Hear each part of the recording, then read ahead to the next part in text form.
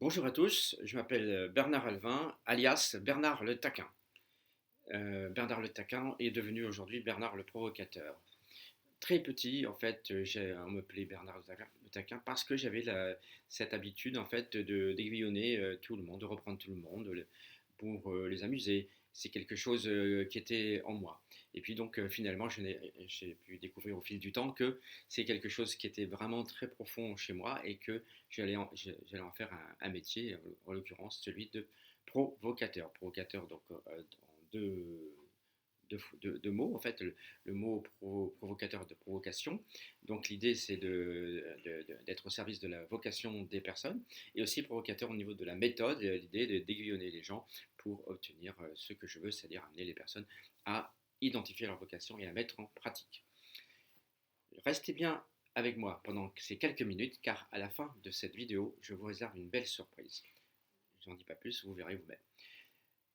Qui suis-je pour prétendre trouver la vocation des personnes? Eh bien, je suis quelqu'un qui, justement, est allé à la pêche, à la recherche de sa propre vocation. Très jeune, je voulais savoir pourquoi j'ai été fait. Et sachant que je suis sorti du système scolaire très jeune, à l'âge de 16 ans, j'ai travaillé tout de suite. J'étais ouvrier, employé, commercial, éducateur, fonctionnaire, cadre supérieur, chef d'entreprise, consultant. J'ai donc beaucoup voyagé. J'ai voyagé à la fois socialement, culturellement et professionnellement, ce qui m'a donné une belle expérience pour justement parler de cette question de vocation. Évidemment, un tel parcours n'est pas évident, n'est pas facile, et donc j'ai buté sur des murs à plusieurs reprises. Il faut bien entendu à chaque fois se remettre en question et à partir de chaque remise en question de choisir les bonnes routes qui vont permettre d'aller de plus en plus près de son chemin de vie. Et donc c'est pas facile, mais ça demande un vrai travail sur soi et surtout une vraie authenticité, une fidélité par rapport à soi. Évidemment, il y a des dilemmes. Chaque point difficile est un carrefour, donc on ne sait pas si on doit aller à droite, à gauche, tout droit, etc. Mais là, il y a un choix à faire. Et les choix ils sont multiples, sont très nombreux. Donc il faut toujours se laisser guider par son intuition, par son envie, par son authenticité. Pour moi, une vocation, lorsqu'on la trouve, elle a quelque chose d'altruiste. J'ai jamais vu une vocation qui était égotique. C'est quelque chose dont j'entends, hein. On me dit voilà, si je développe ma vocation, je vais être très égoïste. Non, non, non, ça ne se passe pas comme ça. Donc, chaque vocation est porteuse d'une grosse utilité. On dit toujours que l'être humain est un animal social, et c'est bien vrai. Donc, l'être humain a besoin d'apporter de la valeur, ou valeur ajoutée comme on veut, aux autres, et donc, qui dit valeur aux autres dit altruisme. Donc, la vocation est profondément altruiste. Question importante qu'on me pose, pourquoi je me bats? Et contre quoi ou qui je me bats?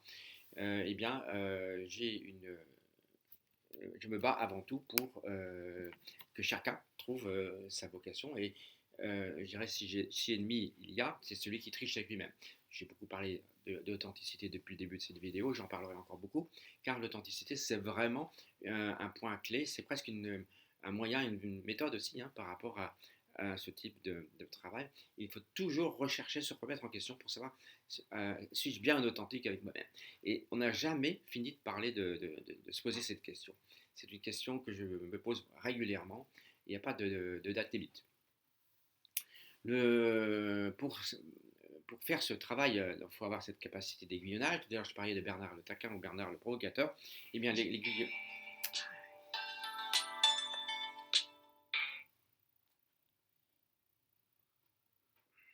On fera le montage. C'est pas grave, on coupe le montage. Ouais. D'habitude, je coupe. Dommage, hein. C'était magistral. Ouais. C'était bien parti. On coupe au montage. Bon. On la reprend. On appelle souvent Bernard le taquin. Ouais. Ah, on reprend au début? Non, non. Là, tout à l'heure, à l'instant, tu dis on appelle souvent Bernard le taquin le provocateur. Non, je vais reprendre pourquoi je me bats. Ok, c'est plus simple. Très bien. Action. Une question qu'on me pose de temps à autre, c'est pourquoi je me bats ou contre quoi je me bats? Y a-t-il un ennemi quelque part? Moi, j'ai pour principe de dire que le meilleur ennemi qu'on puisse avoir, c'est soi-même. Néanmoins, puisque je travaille avec d'autres, il y a peut-être des cas de figure où c'est difficile de faire de travail vocationnel. Et puisque j'ai beaucoup insisté sur la notion d'authenticité, eh bien, je dirais la même chose. Celui qui triche avec lui-même n'a pas beaucoup de chance de pouvoir faire ce type de travail, car je vais moi-même l'aiguillonner, le booster, l'amener dans ses derniers retranchements pour qu'il soit en accord avec lui-même. C'est bien ça le but du jeu. Donc si on triche avec soi-même, on ne va jamais y arriver. Donc je vais aiguillonner la personne pendant tout le temps de l'accompagnement, hein, et petit à petit, on va faire émerger un certain nombre d'éléments qui vont constituer la fameuse vocation. J'ai une conviction très profonde, c'est que on a tous d'abord une vocation, ça c'est sûr, ma propre vocation étant de trouver celle des autres et de la piloter, et je pense qu'on a tous vocation à avoir un projet de vie qui peut se décliner ensuite en différents projets professionnels successifs. Comme vous le savez, l'être humain est garni de fausses croyances qui ont parfois la vie dure. Parmi celles qu'on rencontre régulièrement, c'est le bonheur que vous me promettez, cher monsieur. C'est bien, mais c'est pas pour tout de suite pour moi. Ma vie est ainsi faite. J'ai construit ma vie sur un certain nombre de préceptes et je ne peux pas en changer. Le bonheur, j'y pense, je le ferai quand j'aurai 60, 65 ans, 70 ans à la retraite. J'ai d'ailleurs prévu de faire un tour du monde, j'achèterai un bateau, et voilà, etc. Bon, sauf que à partir du moment où on a mené une vie de 40 ans de dur labeur et être passé à côté de soi, on a donc appris, on a intégré au fond de soi la question on est devenu des professionnels de la non, comment dire, de la non adhésion à soi. Hein, donc on a pris l'habitude de ça. Alors pour sortir d'une habitude pareille, franchement, il va falloir beaucoup de temps. 40 autres années, au moins. Voilà, donc, c'est pas vrai qu'on va subitement découvrir le bonheur. D'autant que la retraite, on le sait bien, aujourd'hui il y a des tas d'études qui le montrent, n'est pas un nirvana, il y a beaucoup de problématiques, notamment de santé, qui interviennent. Voilà, donc mieux vaut faire le bonheur maintenant, tout de suite, plutôt que de le reporter à une date hypothétique.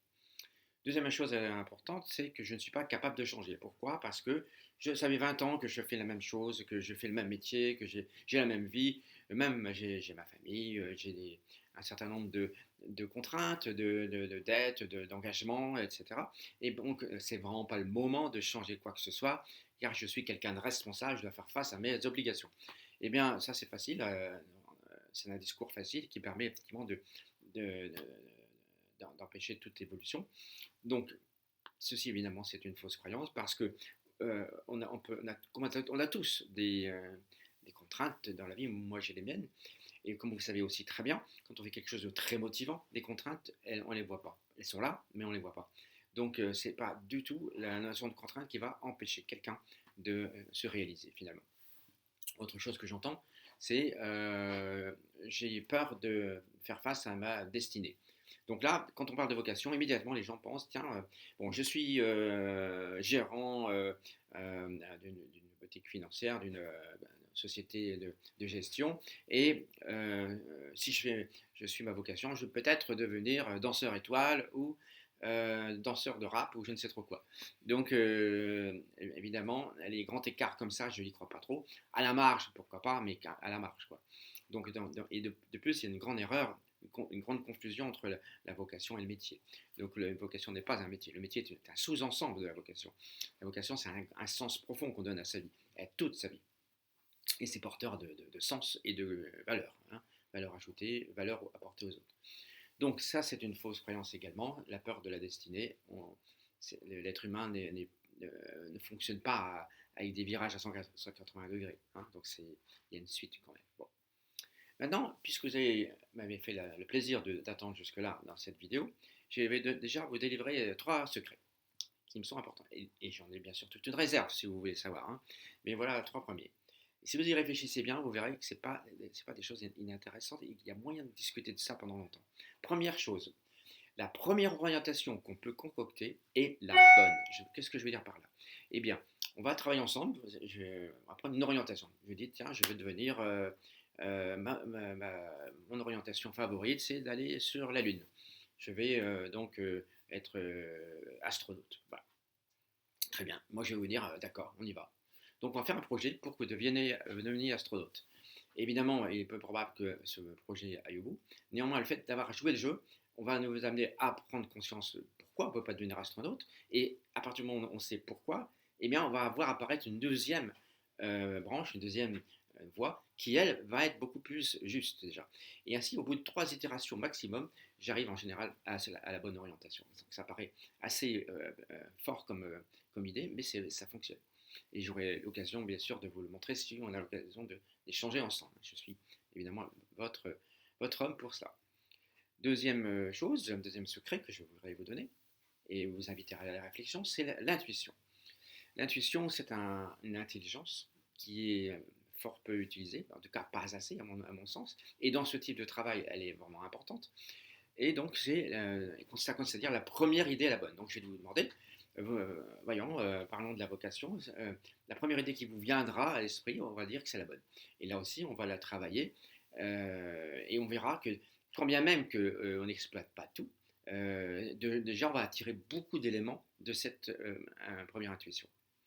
Et donc, évidemment, moi, j'ai cet art de pouvoir faire parler l'intuition et de l'interpréter, de voir, d'en extraire toute la richesse.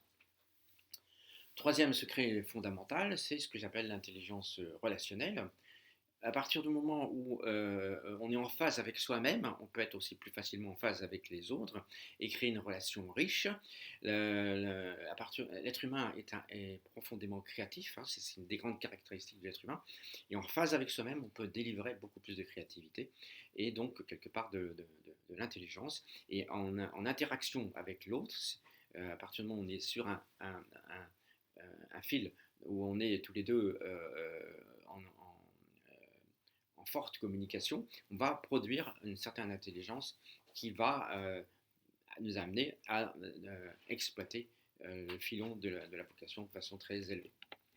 Voilà, donc on arrive bientôt à la fin de notre vidéo et je voulais vous simplement vous positionner en matière vous demander de vous placer en matière d'imagination.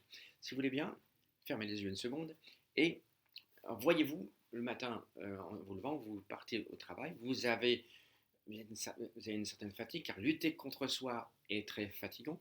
Vous allez confronter d'abord au transport, ensuite dans le travail il va y avoir des conflits, des problématiques de tensions diverses et variées avec le chef, avec les collègues, avec les gens qu'on manage, etc. Si bien que le soir, on a ce qu'on appelle une charge mentale accrue et vous rentrez comme ça chez vous, donc épuisé, fatigué, voilà. Et au bout d'un certain temps, il y a ce qu'on appelle le burn-out qui vous guette. Voilà. Donc imaginez que tout ceci, eh bien, je dis fermez les yeux et imaginez que ça n'arrive pas. Et qu'au contraire, vous partiez la fleur au fusil et souriant, et le soir, vous rentrez dans le même état. Eh bien, mythe ou réalité, eh bien, c'est une réalité, et j'aurai l'occasion de vous le prouver. Mais bien entendu, c'est tout à fait accessible à vous. Autre chose, imaginez aussi l'impact sur votre entourage. Vous rentrez chez vous le soir, souriant, heureux, bien votre conjoint, vos enfants, votre famille, vos amis, etc. vont le sentir.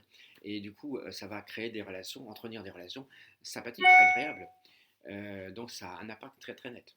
Autre chose qui est important également, c'est la notion de santé. La maladie, ça commence par mal-être. Eh bien, j'ai encore jamais vu quelqu'un sur sa vocation générer du mal-être. Au contraire, il génère du bien-être. La vocation est un vecteur de développement personnel et de réalisation de soi. Cette notion de réalisation de soi est fondamentale dans la vocation.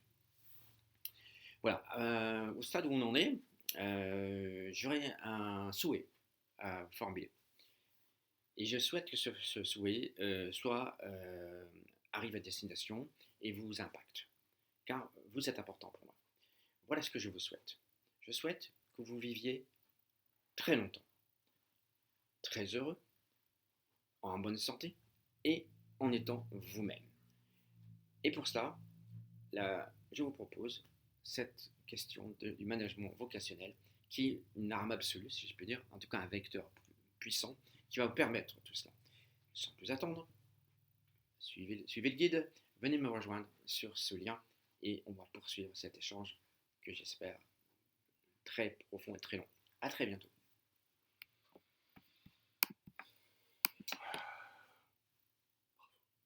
Ça marche ? plein de choses. Hein. Ouais. Plein de choses. Mais, putain, on a changé de monde. Hein? On a changé de monde. Ah.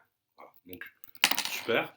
Bon. Tu pourras te regarder Ouais. à l'époque. Regarder maintenant. Là, j'ai de l'impact.